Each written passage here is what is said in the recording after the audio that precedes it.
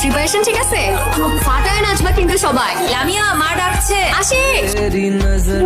কি হয়েছে বাবা? শরীর খারাপ লাগে? কি হয়েছে? কি এটা?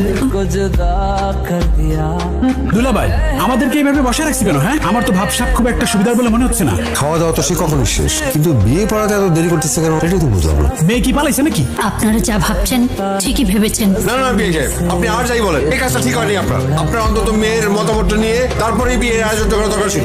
আজকাল থেকে আমার ছেলের জীবনটা নষ্ট হয়ে গেল। রাজীব, উঠায়। কেন বাবা? ওকে উঠে আসতে বলছি, তুই উঠায়। এই বাড়িতে আর এক মুহূর্ত না। ওই বেটা, আরে এখানে কি সিনেমা শুটিং চলে? তুমি এরকম করছো কেন? কি ব্যাপার? দাঁড়াচ্ছিস কেন? চল। বিয়ে সাহেব, আমার একটা প্রস্তাব ছিল। তোমরা তোমাদের মেয়েকে এভাবে বিদায় দিতে পারবা?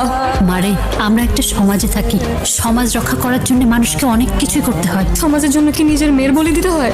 আমাদের কথা ভাব একটু। কিন্তু আমার ক্যারিয়ার, আমার দেশ বিদেশের ট্যুরের কি হবে? হবে মা।